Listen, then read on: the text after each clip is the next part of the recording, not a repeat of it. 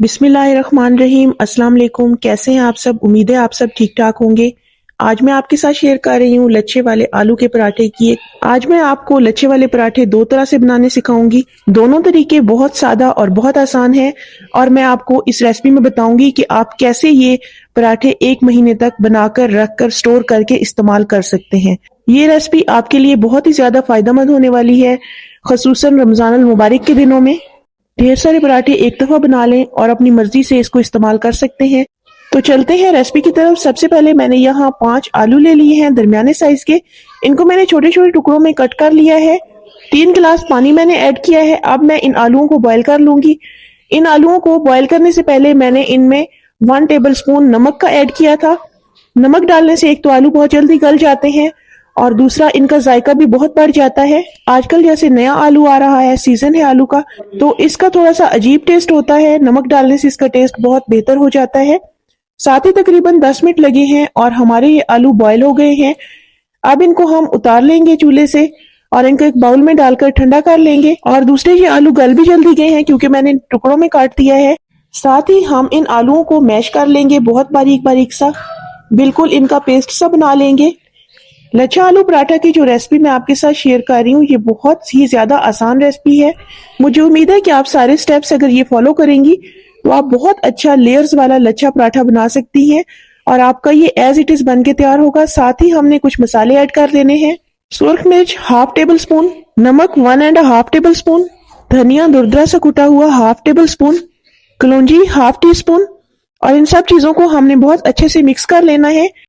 जो मजीद हमने मसाला इसमें ऐड करना है वो जीरा है। जीरे को मैंने हल्का सा भून लिया है, इससे इसकी खुशबू बहुत ज्यादा बढ़ जाएगी। और ये तकरीबन 1 टीस्पून मैंने ऐड किया है। और साथ ही हमने हाथ की मदद से इसको अच्छी तरह से मिक्स करना है। अगर आप बेहतरीन लच्छे वाले पराठे बनाना चाहती हैं तो आपको ये मसाला खूब अच्छी तरह से मैश करना पड़ेगा। इसमें गुठलियां वगैरह नहीं होनी चाहिए, इससे बिल्कुल स्मूथ होना चाहिए।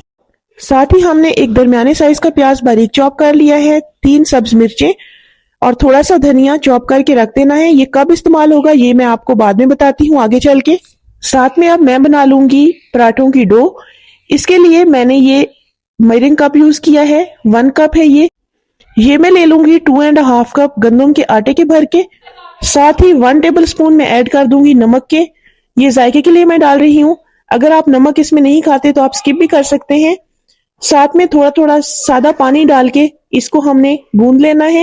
डो बनाते हुए ये ख्याल रखना है कि ये ना तो ज्यादा सख्त हो और ना ही बहुत ज्यादा नरम हो, बस दरमियानी ये होनी चाहिए।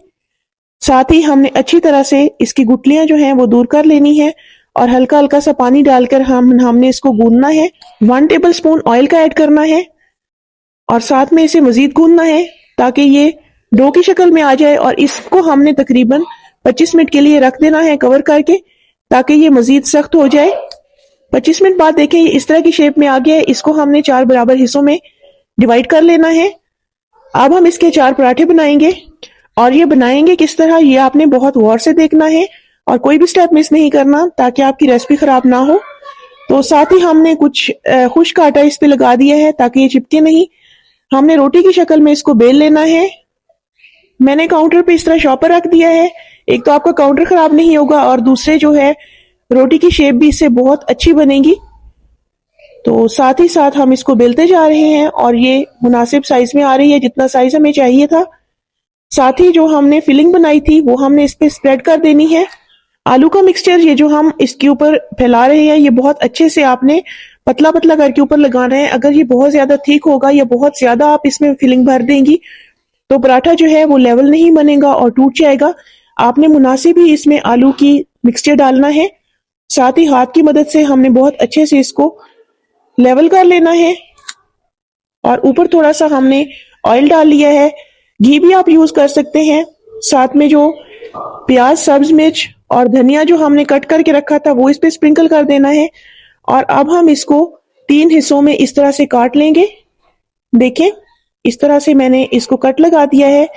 अब जो पहला हिस्सा है इसको मैं इस तरह से रोल करती हुई जाऊंगी और इसको अच्छे से हमने दबा के रोल करना है और इसको हमने दूसरे हिस्से पे रख देना है और इसको दोबारा से रोल करना है। इनको लेवल करके अब जो दरमियान का हिस्सा जो था कट किया हुआ इस पे हमने रखकर दोबारा इसे रोल करना है।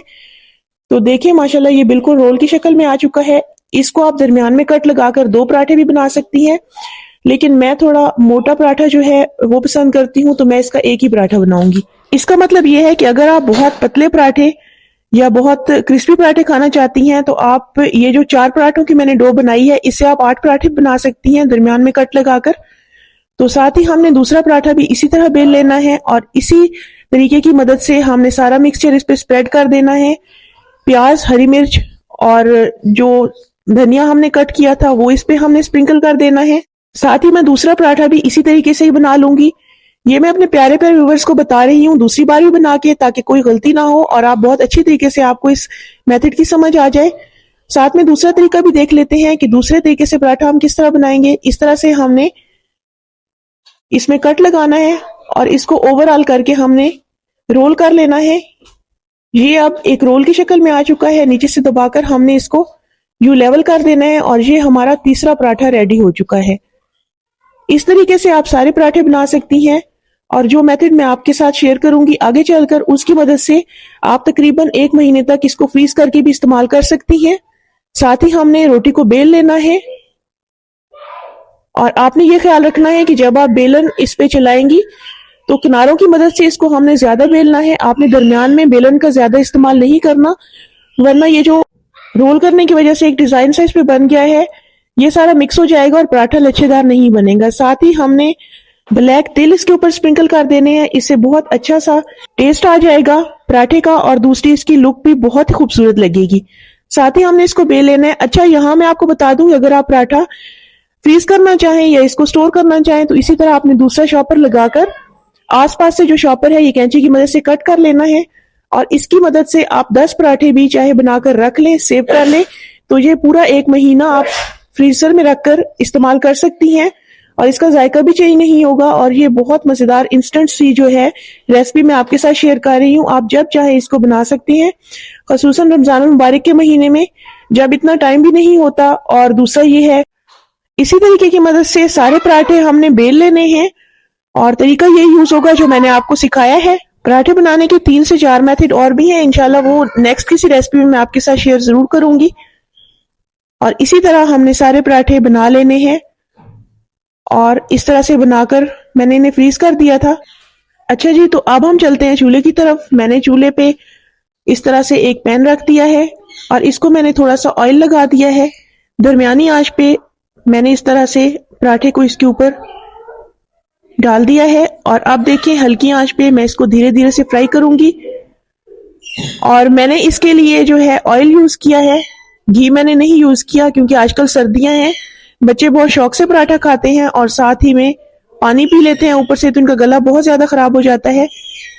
तो आप चाहें तो देसी घी ऐड कर सकती हैं। देसी घी से ये है कि इनका जायका बहुत ज्यादा बढ़ जाता है और पराठों पे वैसे भी ऑयल या घी जो हो वो जितना डालें तो वो पराठे की लुक और स्ट्रक्चर जो है उतनी अच्छी बन जाती है, उतना अच्छा क्रिस्पी पराठा बनता है। आपसे एक छोटी सी रिक्वेस्ट है कि अगर आपको मेरी ये रेसिपी थोड़ी सी भी पसंद आ रही है तो मेरे चैनल को सब्सक्राइब कर दें, साथ में मेरी वीडियोस को अपने दोस्त अहबाब में भी शेयर किया करें ताकि ज्यादा से ज्यादा लोगों को फायदा हो, क्योंकि मैं आपके लिए लेके आती हूँ बहुत ही अच्छी रेसिपीज जो कि लो कॉस्ट होती हैं और बहुत जल्दी से बनके तैयार हो जाती हैं।